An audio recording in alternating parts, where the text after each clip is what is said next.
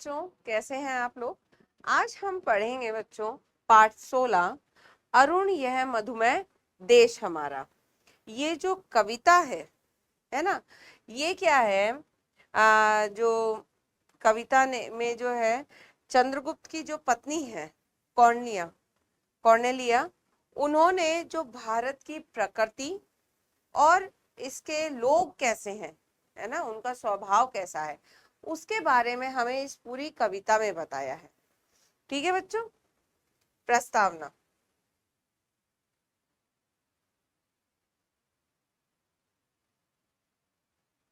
प्रस्तावना।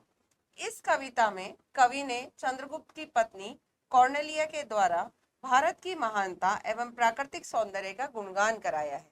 इस कविता में जो है चंद्रगुप्त की पत्नी ने जो इनका नाम कॉर्नेलिया है, उन्होंने जो है भारत के लोग कैसे हैं, भारत देश कैसा है, इसकी सुंदरता क्या है, इसके बारे में हमें इसमें बताया है। परिकल्पना। आप अपनी कल्पना में अपने देश का चित्रण कीजिए। इसमें हमसे पूछा है कि हम अपनी कल्पना में अपने देश का एक चित्र बनाएं, उसके बारे में बताएं।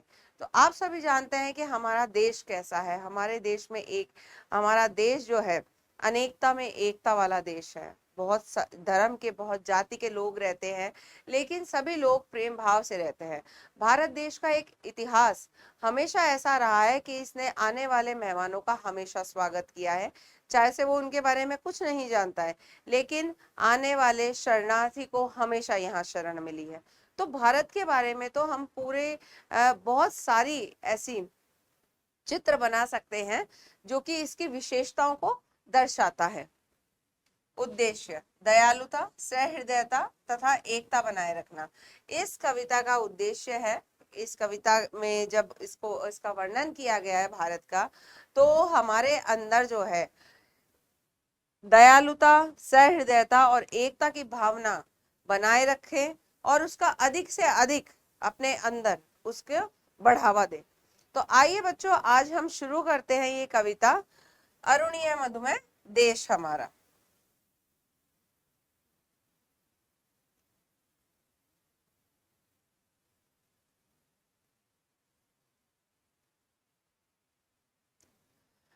तो शुरू करते हैं।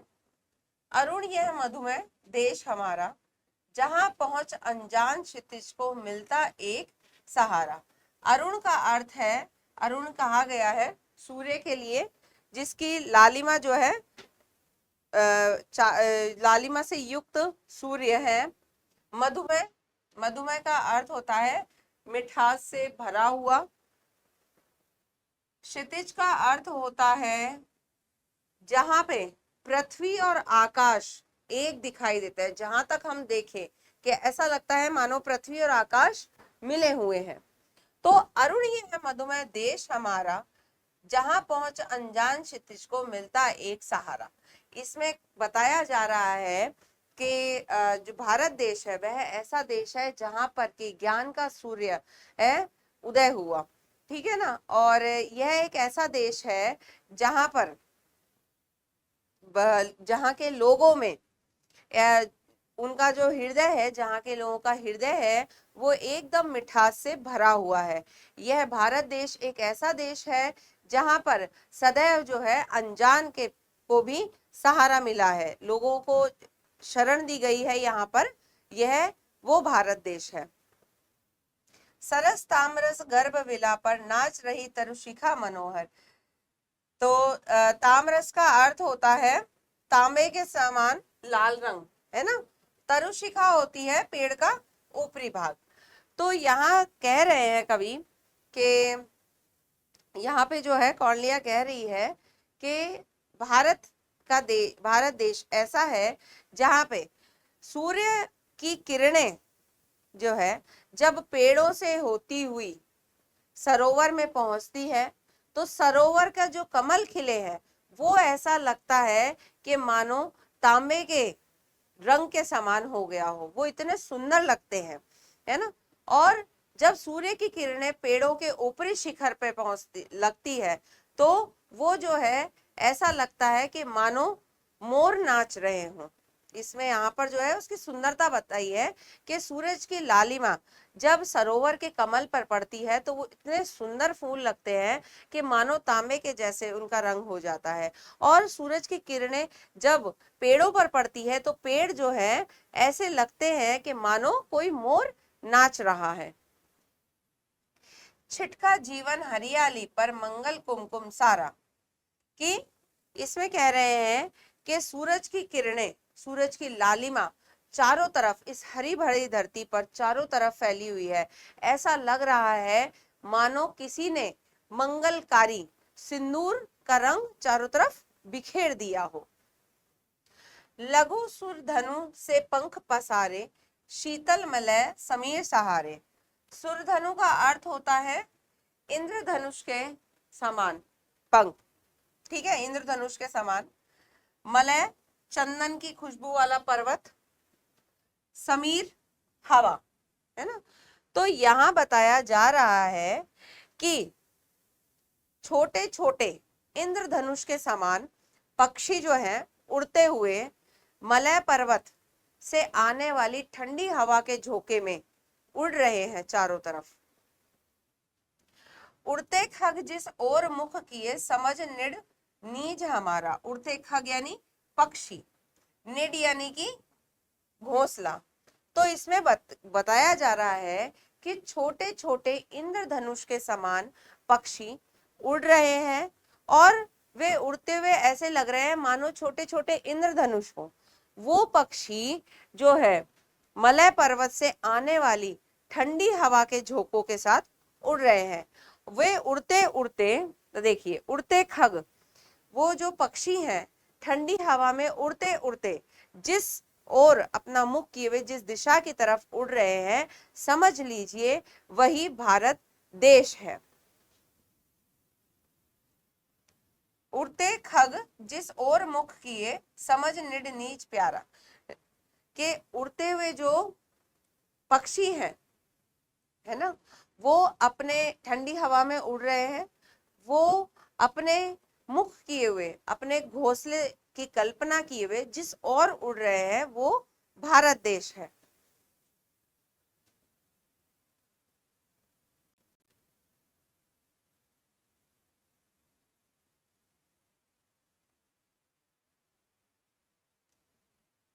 बरसाती आंखों के बादल बनते जहां भरे करुणा जल, लहरें टकराती अनंत की पाकर जहां किनारा। करुणा, करुणा का अर्थ होता है दया, अनंत का अर्थ होता है जिसका कोई अंत नहीं। तो यहाँ पर अब जो है लोगों के बारे में बताया जा रहा है कि भारत के लोग ऐसे हैं जो कि दूसरे के दुख को देख नहीं पाते।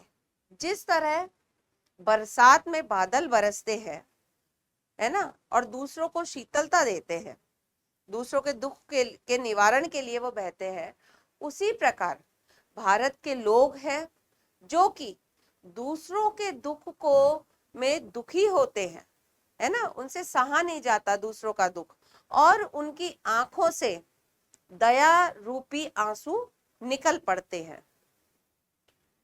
लहरें टकराती अनंत की पाकर जहां किनारा, यह देश ऐसा है ना, जहां पर की लहरें टकराती है अनंत की, कि जिसका कोई अंत नहीं है। इस प्रेम का, इनकी करुणा का कोई अंत नहीं है। जैसे सागर की लहरों का कोई अंत नहीं होता, उसी तरह यहाँ के लोगों की करुणा का कोई अंत नहीं है, वो अनंत बहती है। लोगों के लिए अथाह प्रेम है, अथाह करुणा है यहाँ पर, वो उसके लिए कोई भी किनारा नहीं है। हेम कुंभ ले उषा सवेरे, भरती ढुलकाती सुख मेरे। मंदिर उगते रहते जब, जगकर रजनी भर तारा। उषा होती है, उषा का अर्थ होता है जो भोर होती है वो, रजनी का अर्थ होता है रात। तो हेमकुंभ होता है सोने का घड़ा। तो यहाँ पे बताया जा रहा है कि जिस तरह एक स्त्री पानी का घड़ा लेकर चलती है ना, और उसी प्रकार जो भोर है वो एक सुखमय सवेरा लेकर के आती है ना, और चारों तरफ जो है सुख बिखेरती हुई चलती है। मंदिर उगते रहते जब तक, जगकर रजनी भर तारा। तो रात जो है, जब तक मंदिर के पट जो है खुले रहते हैं, रात जो है अपना पूरा रात जगकर एक तारे के समान उसको देखती है ना। मंदिर उगते रहते जब तक, जगकर रजनी भर तारा, कि मंदिर जो है जब तक उसके कपाट खुले रहते हैं, वे रात, उसके बाद में तारे तारे और रात उसके पहरेदारी करते हैं, और फिर वही चक्र वापस से शुरू होता है। अब इस कविता का अगर हम संक्षेप रूप देखें, ये तो हमने जो है पूरा कविता का हमने पूरा विस्तृत एक वर्णन किया है। अब अगर हम इसका संक्षेप रूप देखें, तो एक संक्षेप रूप में जयशंकर प्रसाद ने जो है, कार्नेलिया ने जो प्रकृति की और लोगों की बड़ाई की है, उसमें लिखा है कि हमारा भारत देश एक ऐसा देश है जहां पर सबसे पहले ज्ञान का सूर्य उदय हुआ। यहाँ पर जो है अनजान, हर एक अनजान व्यक्ति को सहारा दिया गया है। यहाँ सूरज की किरणें जब भी सरोवर पे पड़ती है, तो वो एक तांबे के रंग जैसा लाल अति सुंदर कमल दिखाई देता है। पेड़ों पर पड़ने वाले किरणें वे पेड़ों को ऐसा बना देती है कि वो जो है ऐसे लगते हैं मानो कोई मोर नाच रहा है। यहाँ के लोग ऐसे हैं जिनके मन में इतनी करुणा है, जो कि दूसरों के दुख में दुखी होती हैं। यहाँ के पक्षी जब ठंडी हवा के झोंकों में उड़ते हैं अपने घोंसले की कल्पना करते हुए, तो वही भारत देश है ना।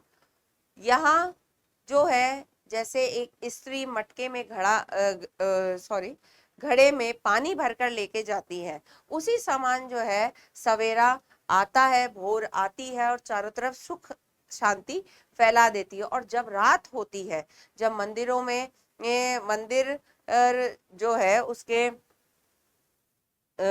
मंदिर जब तक बंद नहीं होते कपाट, और रात चारों तरफ नहीं फैलती, वो सुख शांति जो है चारों तरफ पसरी रहती है। तो ये जो है प्रकृति और यहाँ के लोग ऐसे हैं, ये भारत देश है।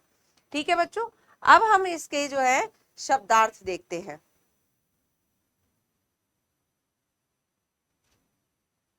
शब्दार्थ: अरुण, लालिमा युक्त सूर्य, क्षितिज, जहां पृथ्वी और आकाश मिलते हुए दिखाई देते हैं। तरुशिखा, पेड़ की ऊपरी शाखा। मलय, चंदन का पर्वत।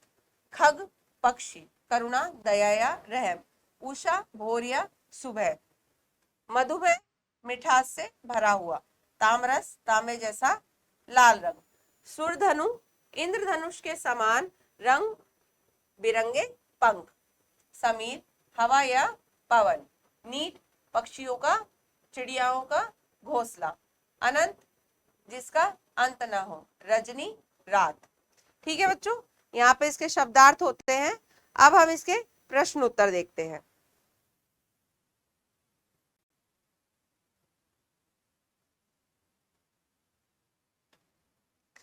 सही विकल्प के सामने सही का चिन्ह लगाइए। हमारा देश कैसा है? हमसे पहला प्रश्न पूछा गया है कि हमारा देश कैसा है। मधुमेह, जलमय, विषमय। तो कैसा है हमारा देश? मधुमेह, मिठास से भरा हुआ। दूसरा है, अनजान क्षितिज को क्या मिलता है? किनारा, सहारा या तारा।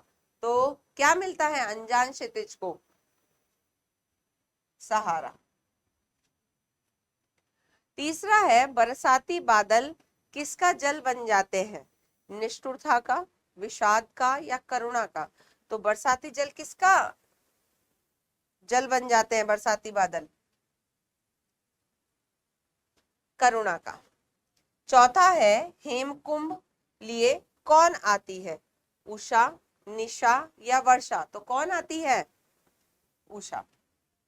ठीक है बच्चों, यहाँ पर इसके प्रश्न उत्तर पूरे होते हैं। हमने अपने भारत देश की विशेषताओं के बारे में पढ़ा।